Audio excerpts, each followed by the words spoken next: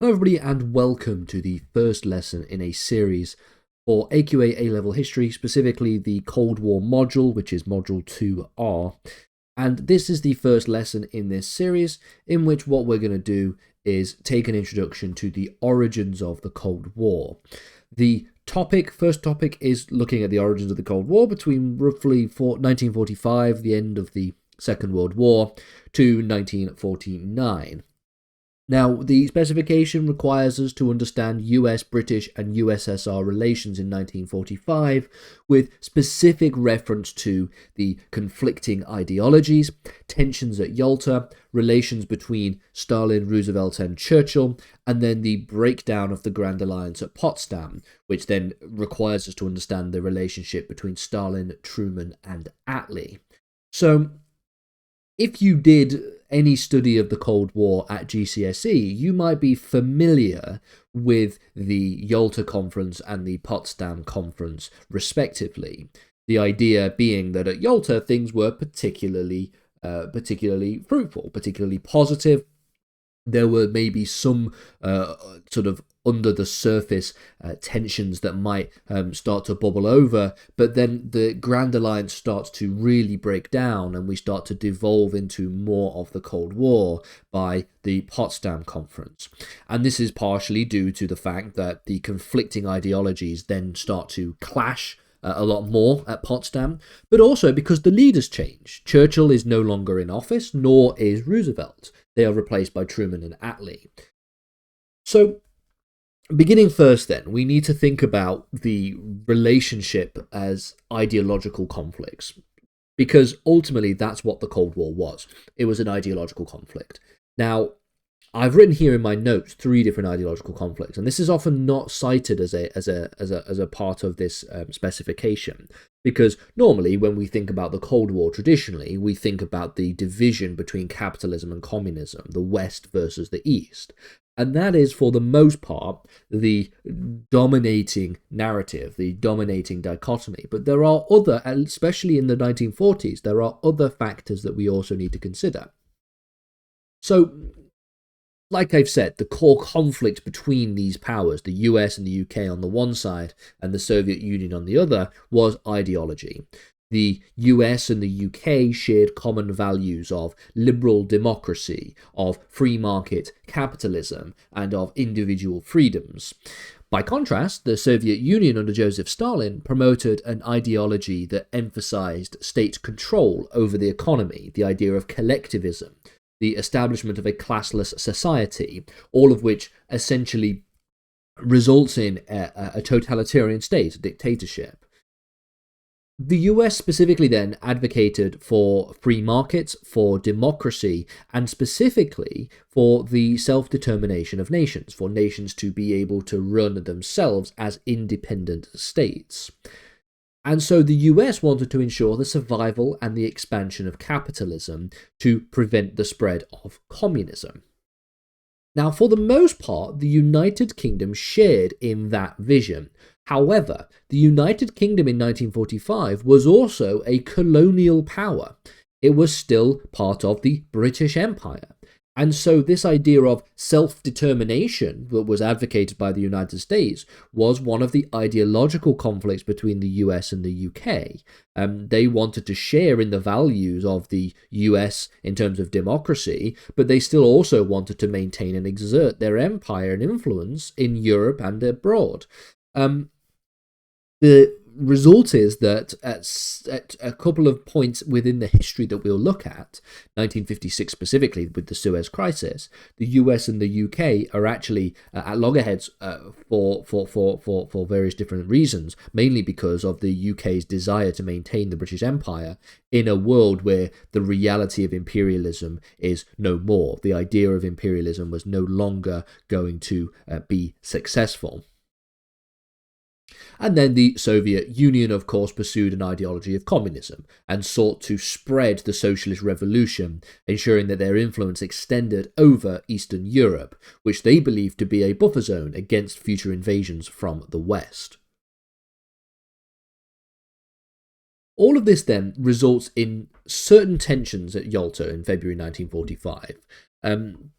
This was a key moment where the so-called Big Three, Joseph Stalin, the leader of the Soviet Union, President of the United States, Theodore Roosevelt, Franklin Delano Roosevelt. Theodore Roosevelt was a different Roosevelt, and also the Prime Minister of Great Britain, Winston Churchill, all met to discuss a post-war world.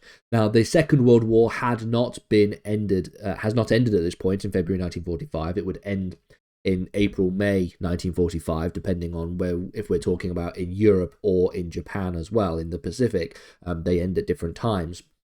Despite the shared goal of defeating Nazi Germany, we can still see that tensions begin to surface, because by February 1945, it is a fact that the Allies are going to win the Second World War. There's not really any possible way in which Germany was going to sort of pull one out the bag and come out with a victory, if there was ever any chance that Germany was ever going to win the Second World War.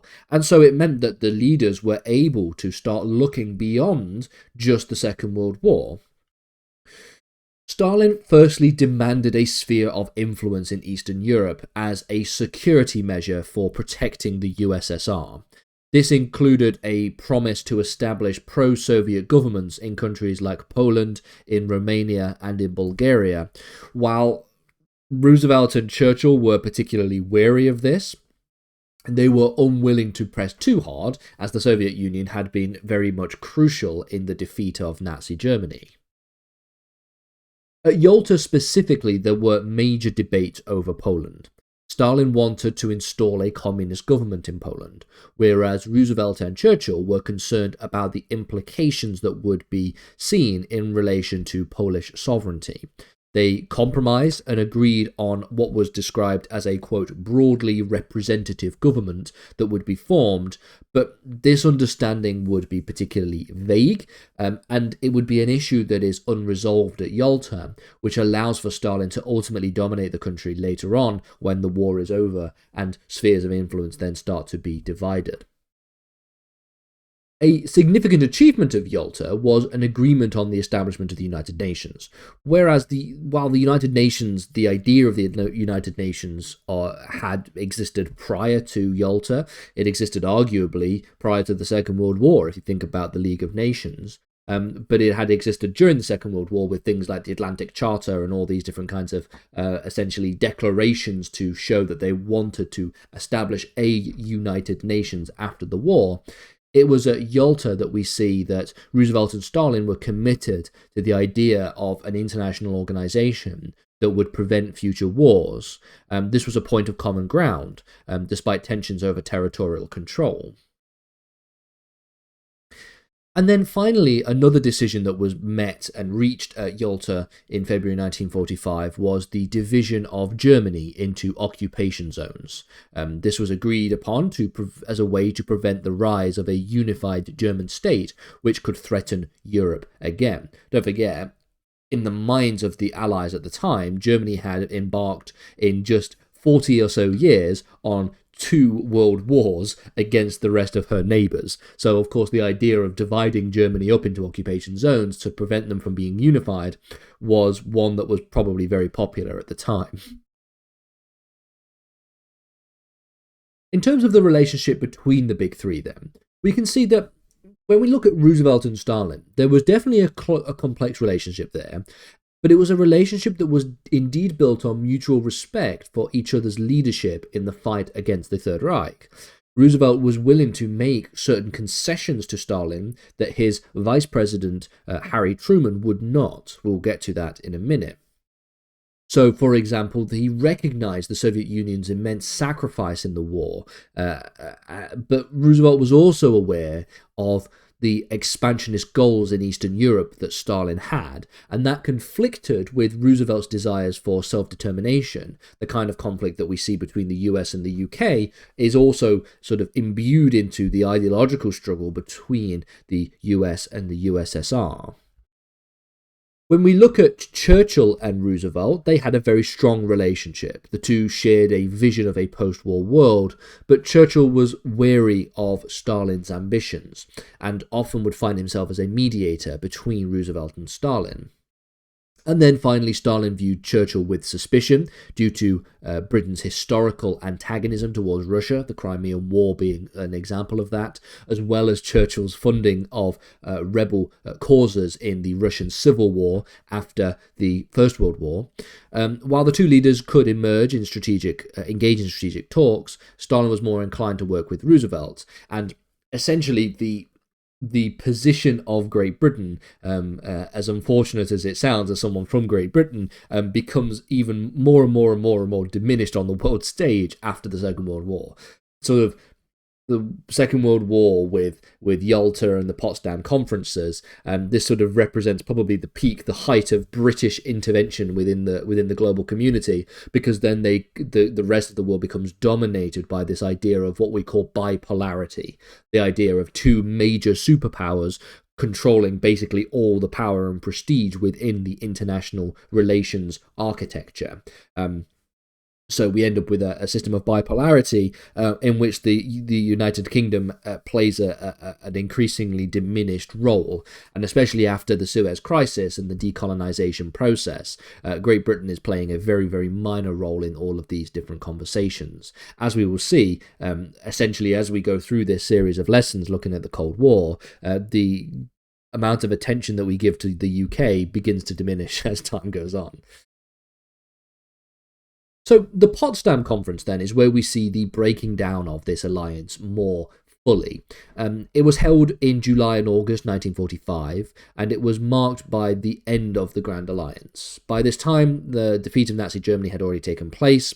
We can see that tensions had been built during the war, and those tensions became more and more evident. So the first point that needs to be noted is that we see a replacement of Roosevelt and for Harry Truman.